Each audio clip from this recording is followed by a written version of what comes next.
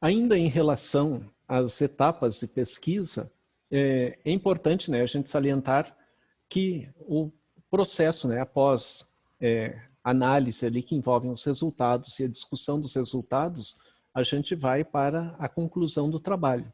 E a conclusão do trabalho, ele deve estar amarrado ao nosso problema de pesquisa, bem como aos objetivos. Então, a gente estabelece na conclusão ou considerações finais a seguinte característica. Primeiro, né, os objetivos foram atingidos ou não. Por quê?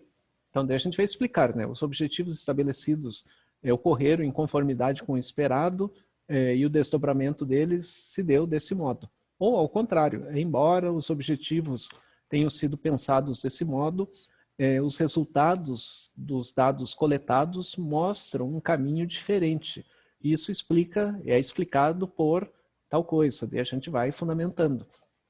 À medida que a gente vai estabelecendo se esses objetivos foram alcançados ou não, a gente vai desdobrando o próprio problema de pesquisa. E o nosso problema, se ele deu conta de todo o processo de investigação ou se ele não deu conta de modo qualitativo aquilo que se esperava em termos de uma investigação mais aprofundada em relação ao entendimento do próprio problema em si. Mas isso não quer dizer que o trabalho seja insuficiente, o trabalho não tenha qualidade, pois na conclusão ou considerações finais a gente pode apresentar as limitações do trabalho. Então o trabalho teve limitações devido a isso, aquilo, aquele outro, né? Por exemplo, nas pesquisas atuais, muita gente queria fazer pesquisas coletando dados junto às pessoas. Porém, com a pandemia, esse contato direto para com as pessoas não aconteceram. E nos artigos, né, o pessoal começou a colocar, né, aparece ali, uma das limitações foi devido à pandemia, a não possibilidade de contatos diretos, né, com os entrevistados. Isso é uma explicação, né? Isso não desqualifica o trabalho. E também podem ser feitas reconsiderações, né? Então, uma forma que a gente entendia de análise inicialmente no trabalho, à medida que o trabalho foi se desdobrando, implicou em outra compreensão. Então, fazer reconsiderações não desqualifica o trabalho. Ao contrário, mostra a preocupação com a cientificidade. E ciência quer dizer explicar fenômenos da realidade com base e fundamentação. E não colocar qualquer conceito ali para fechar a minha pesquisa do jeito que eu esperava. Então, o fundamental é reconstruir, se necessário, toda uma perspectiva daquilo que foi investigado. Também, né, apontar, né, as relações, né, da teoria na conclusão, né, com os dados coletados, né. Há uma relação? Pode não haver também, embora a gente compreendesse que tal teoria fosse a melhor para explicar determinado fenômeno, quando a gente vai à investigação propriamente dita, ela não se converte efetivamente numa boa explicação. Também não é problema se a gente demonstra que a teoria que a gente utilizou não dá conta de explicar a realidade. O que a gente tem que saber é explicar de modo adequado. Também, né, a gente vai aplicando ali na conclusão, nas considerações finais, né, como que esse trabalho contribui tanto para as discussões acadêmicas como para a vida, né, como um todo. Que quer dizer, né, é um trabalho acadêmico, mas ele tem que expressar a sociedade. E como que essa expressão sobre a vida na sociedade auxilia cada um de nós a entendermos melhor esse mundo, né? Buscando, né, todo um processo de qualidade de vida, de ordenação, né, das relações entre as pessoas, do respeito, da dignidade, da valorização, né, dos direitos humanos, enfim. Né? E também, né, na conclusão, a gente pode apontar a continuidade dessa pesquisa ou mesmo a replicação dessa pesquisa. Então, a gente pode pôr ali na conclusão dizendo assim, essa pesquisa pode ser replicada em outro contexto, em uma outra realidade cultural, para que se tenha um melhor aprofundamento em relação aos dados obtidos. Ou pode-se, na conclusão, postar ali, né? Algumas coisas que surgiram nas discussões e nas análises dos resultados indicam a necessidade de pesquisas serem realizadas em tais assuntos, ou seja, indicar que a pesquisa pode ter continuidade em outras temáticas que não foram aprofundadas nesse momento.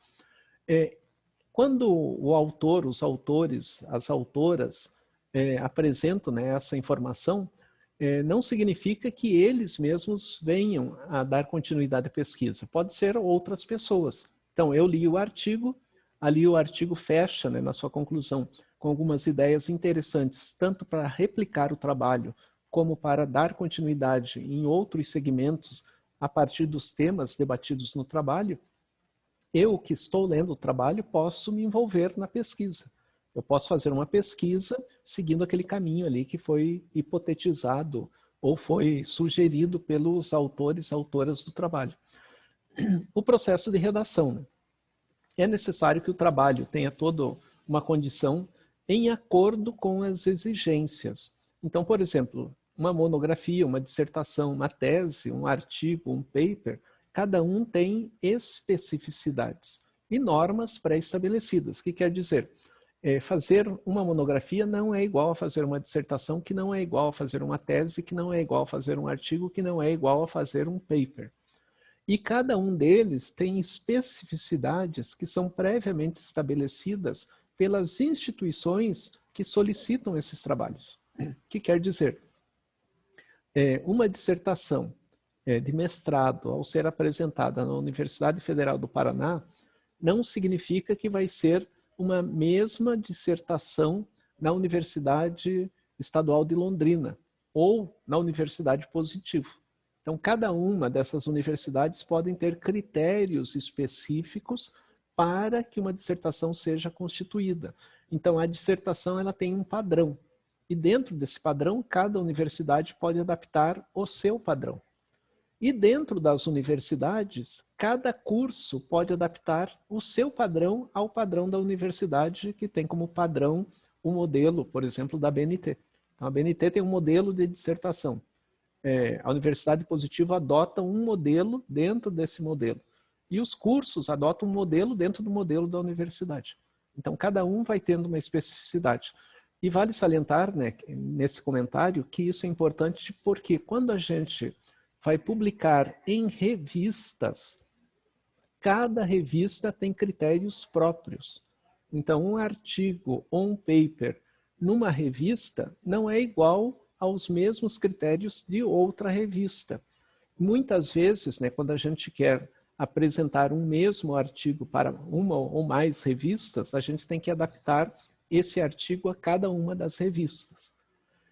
Vale salientar, né, que é de bom tom, quando a gente pensa em publicações, que a gente faça um artigo, por exemplo, fiz um artigo ou um paper, encaminhei para uma revista somente, e não para 2, 3, 4 revistas. Algumas revistas, né, por exemplo, eu mandei para a revista A, essa revista aprova o meu trabalho. Eu mandei para a revista B, que também aprova, e para a revista C, que também aprova. Esses 3 trabalhos passam a circular no mesmo período. E as revistas, elas podem estabelecer critérios de que, se eu mandar para uma revista e esse trabalho for publicado em outra, que eu vou ficar 5 anos sem poder publicar nessa revista primeiro. Ou na segunda, e assim por diante, né? Então, tem revistas, as que estão no Qualis A e B, especialmente, elas querem os artigos exclusivos e não artigos que passem por mais de uma revista. Em revistas, né, com Qualis C ou abaixo, né, existem algumas que permitem, né, que você pode publicar numa, 2, 3, 4, 5, sem critérios, né, de exigências, né, mas as revistas, né, chamadas de Qualis A e B, né, essas duas, elas exigem exclusividade na publicação do artigo. Só salientando, né, quando a gente manda um artigo ou um paper para publicação, não significa que ele vá ser publicado. A gente manda, a revista analisa, ela devolve, devolvendo, ela pode devolver aprovado, ou pode devolver necessidade de correções, ou pode devolver reprovado. Se o meu trabalho está reprovado, eu posso tentar publicar em outra revista. Se o meu trabalho é recomendado alterações, eu vou fazer as alterações e mandar novamente para essa revista. E depende muito da periodicidade da revista. Tem revistas que é uma vez por ano. Tem revistas que são semestrais, outras são bimestrais, outras trimestrais, quadrimestrais. Então depende de cada revista, da sua característica e o quanto tempo que eu vou esperar, né? Então se eu mando para uma revista que vai publica cada ano, eu tenho que aguardar o resultado final para ver se a minha revista, meu artigo ou meu paper foi aprovado, se ele necessita de correções ou se foi reprovado, para que daí sim eu pense em outra revista propriamente dito. O elemento central é que eu tenho que levar em conta como as revistas estabelecem os critérios para que eu possa pensar em publicação. Alguns elementos importantes, né, em termos de investigação que a gente possa vir a ter, né? Então, de acordo com a característica de cada tipo de pesquisa. Então, eu posso ter uma pesquisa experimental, uma pesquisa exploratória, uma pesquisa descritiva, uma pesquisa histórica, uma pesquisa teórica, uma pesquisa que vai se caracterizar no seu desdobramento, ou pesquisas bibliográficas, necessariamente eu tenho que ter a noção de qual tipo de pesquisa que eu quero. E à medida que eu tenha essa noção, eu vou me ordenar na investigação e no desdobramento, né? Pensando assim, uma pesquisa experimental. A característica da pesquisa experimental é uma pesquisa especialmente de laboratório, ou seja, eu vou no laboratório fazer os experimentos para ver se determinado componente ou determinado comportamento acontece, como que eu posso predizer esse comportamento controlando as variáveis.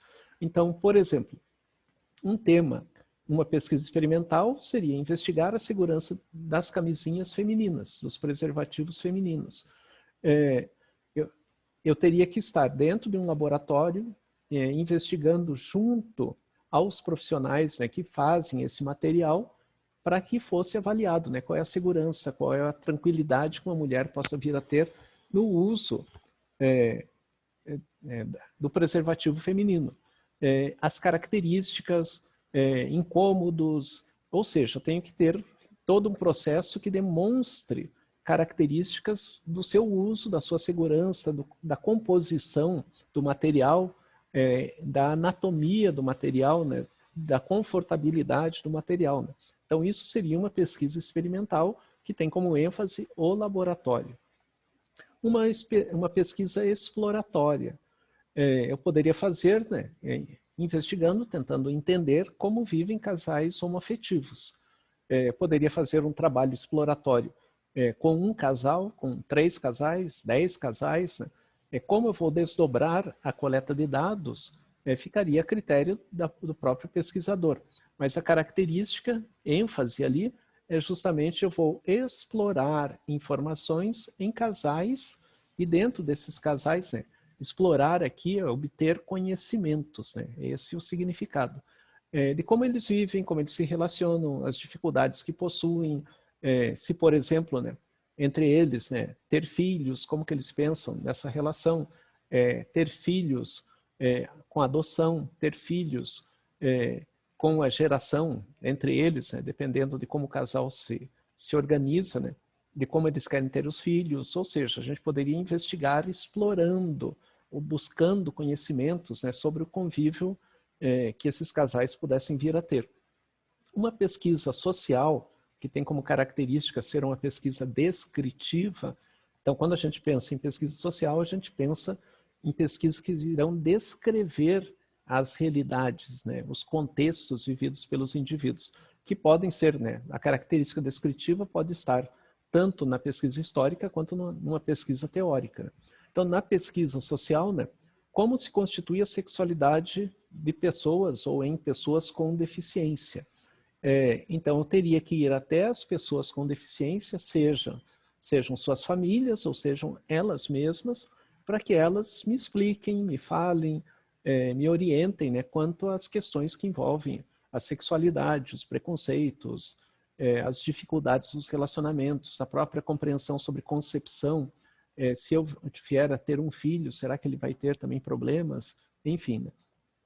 Uma pesquisa histórica que eu poderia estabelecer, né, como que se dava a sexualidade feminina, né, nos anos 60. Né? Então, eu poderia investigar lá nos anos 60. Para isso, né, eu poderia compor tanto de documentos, uma pesquisa documental, como também de características de entrevistas com senhoras, né, que viveram aquele período dos anos 60, a sua juventude. Né? Eu pegaria um público idoso e com esse público, né, estaria debatendo, fazendo perguntas, etc. e tal, como que as mulheres se entendiam naquele período. Então, eu poderia trabalhar essa pesquisa histórica tanto documental quanto de entrevistas, né, junto às pessoas. E poderia também trabalhar os dois elementos em conjunto, né, tanto as questões documentais quanto as questões pessoais, né, diretas de entrevistas. Se fosse uma pesquisa documental, ela teria uma característica teórica. Se for uma pesquisa de coleta de dados, ela vai ter como característica ser uma pesquisa exploratória ou explicativa ou de levantamentos, né, dependendo de como ela vai sendo constituída. Eu poderia fazer uma pesquisa teórica, né, sobre o propalado kit gay, né, em tempos de fake news. Né. A gente sabe, né, que na prática nunca existiu, né, tal kit, né, mas esse kit já serviu para eleger bastante gente, né, na política, né, com o uso do combate ao chamado kit gay. Né. Então poderia se debater, né, como que foi constituindo-se, né, essa ideia, né, do kit gay dentro da produção de fake news, né, que afetam aí todo o comportamento humano, a sexualidade humana, que vai gerando toda uma série de questões, né, de questionamentos sobre a condição da vida dos indivíduos. Né. Então poderia ser uma pesquisa teórica nesse desdobramento. Também, né, poderia ser uma pesquisa exploratória, que vai ter a característica da primeira, ali, a segunda pesquisa que a gente viu, mas uma característica, mas a pesquisa seria bibliográfica. E no caso, né, uma pesquisa bibliográfica que poderia desdobrar-se sobre uma investigação sobre a sexualidade de mulheres mastectomizadas. Então, se investigaria, né, na bibliografia o que tem escrito, né, sobre mastectomia, sobre a sexualidade das mulheres e como que esse processo foi se constituindo, né, ao longo do tempo aí na nossa atualidade. Né. Se eu fosse observar, né, essa pesquisa tendo por bases aspectos dos anos 60, ela seria uma pesquisa histórica e bibliográfica. Se eu for trabalhar, né, com os últimos 5 anos, né, daí a ênfase é uma pesquisa bibliográfica levando em conta o estado da arte, né, de como ela está sendo constituída e caracterizada. E ela é exploratória, porque exploratório quer dizer eu exploro um tema que já existe. Então, e esse tema a ser explorado, eu vou investigando para buscar novos conhecimentos a partir de um tema comum, que é diferente da pesquisa explicativa. A pesquisa explicativa, ela tem por base um aprofundamento na busca de encontrar respostas diferentes e novas, que daí é uma outra característica da pesquisa, né? Então, a pesquisa pode ser experimental, exploratória, social, histórica, teórica, bibliográfica, e também, né, a pesquisa pode ser explicativa. Aqui repetiu a informação. Em relação às normas que a gente está orientando para vocês são normas relacionadas à ABNT. Porém, né, poderiam ser feitas normas também vinculadas a Vancouver, que é uma outra característica de normas técnicas muito utilizadas nas áreas de saúde, e tem da APA, que é muito utilizada na psicologia. Né? Então, falando aqui para vocês, né, sobre as normas da ABNT, né, Associação Brasileira de Normas Técnicas, ela surgiu em 1940 e ela estabelece referências, né, para autores, né, de formas diferentes, né, na sua própria composição e ordenação. Vale salientar que, regularmente, essas normas são atualizadas.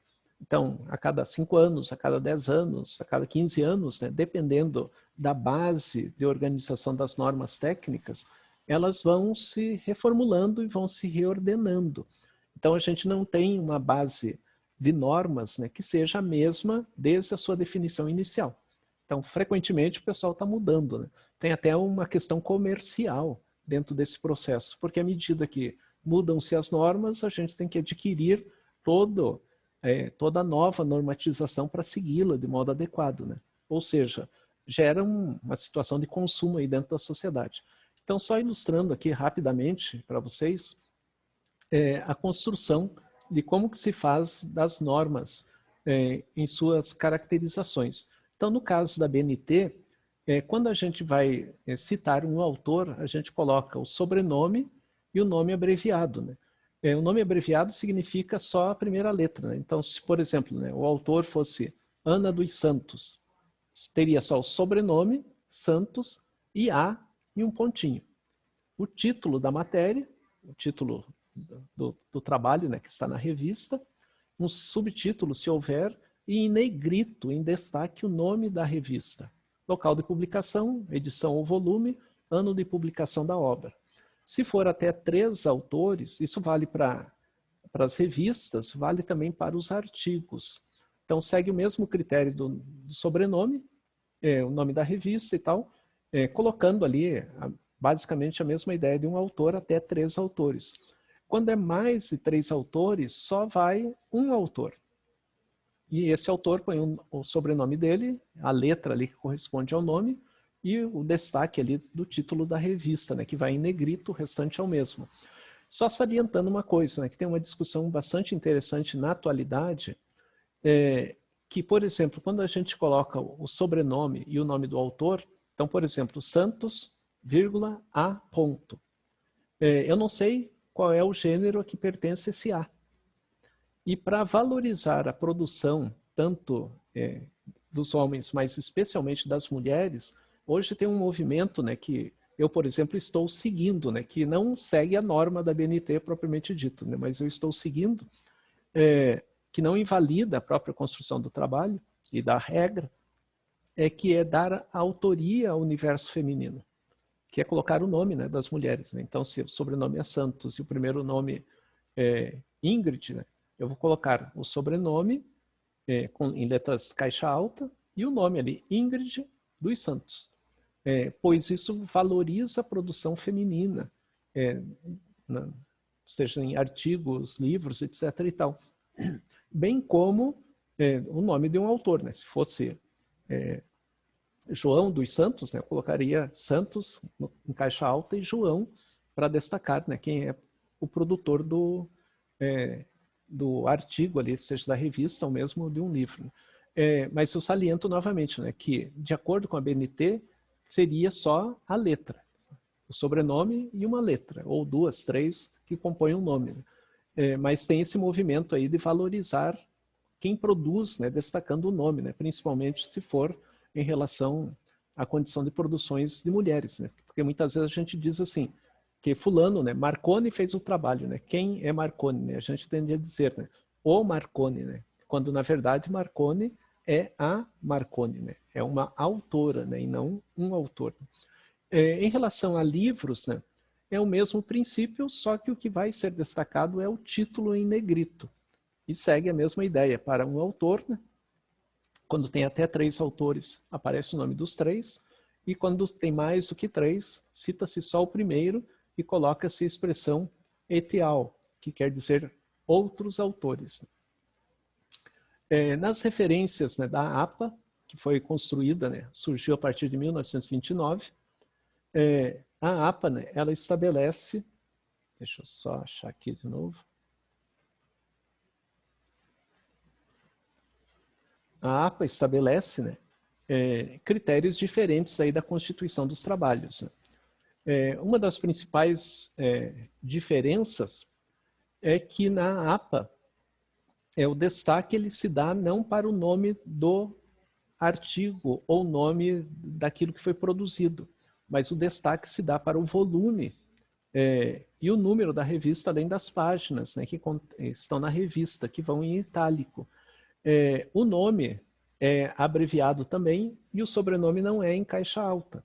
Então, se o Santos, no caso da BNT, está em caixa alta, na BNT já não está. E o primeiro nome é abreviado também. Né? E o ano de publicação que na BNT vem no final, vem ao final, no caso da APA vem anteriormente. E quando se tem mais de um autor, a gente cita todos os autores. Tem 10 autores, a gente cita os 10. Então não tem um que se destaque em relação ao outro, né? Ou seja, todos são citados na mesma condição. Na APA, em relação a livros, né, segue-se basicamente a mesma ideia, e nessa mesma ideia não tem nada em destaque, né? Não se destaca nada. Né? Só salientando, né? Quando tem mais de um autor, no caso de revistas, né? Também não se destaca nada. E aqui, né? Nos livros, né? Mantém-se a mesma ideia, a mesma lógica. A APA é um pouquinho mais complicadinho de ser feito, né? Então, quem conhece a APA sabe bem as suas características, né? E as suas dificuldades ali de construção. Vancouver, né, tem um outro estilo também de construção. Né? No caso de Vancouver, aparece o sobrenome do autor e as letras, né, que compõem, né, se tem 2 letras aqui, né?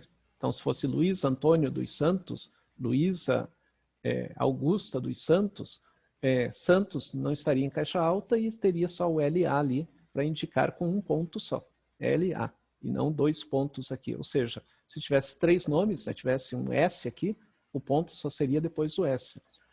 O destaque também é para o volume, né, e as páginas consultadas, né, que vão se destacar ali em termos da produção da referência em relação à revista. Não se destaca o título da revista.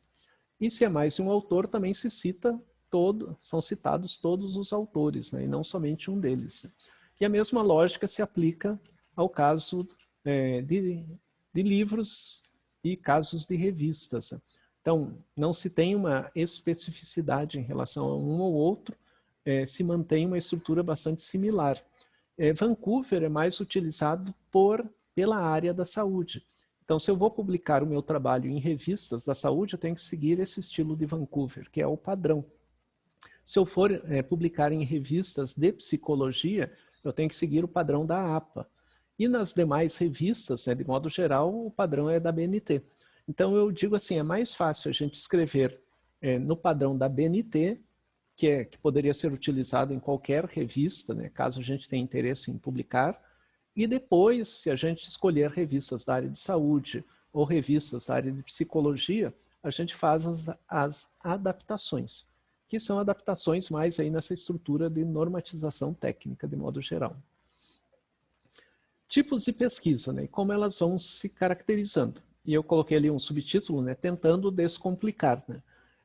Porque inicialmente, né, a gente vê tantos tipos de pesquisas que a gente pensa e diz assim, não sei qual é o melhor caminho. Né? Talvez as dificuldades em termos de escolher um caminho sejam maiores do que de fazer a pesquisa propriamente dita. Mas para que eu possa fazer a pesquisa, eu tenho que ter a noção do tipo de pesquisa que eu quero realizar. E quanto melhor a noção, menos eu me perco pelo caminho. É como pensar num cronograma. Quanto mais eu estou organizado nesse cronograma, mais noção eu tenho para onde eu estou indo. E se tiver problemas nesse encaminhamento, eu sei como sair deles, de um modo mais específico. Então aqui, né, citando 3 níveis de pesquisas e como elas se caracterizam. Então, os 3 principais níveis de pesquisa: exploratória, descritiva e explicativa. Pensando assim na exploratória. Então, o conhecimento abordado por uma pesquisa exploratória é como eu quero entender aquilo que já acontece. Então, é exploratória, eu vou explorar um tema que já acontece.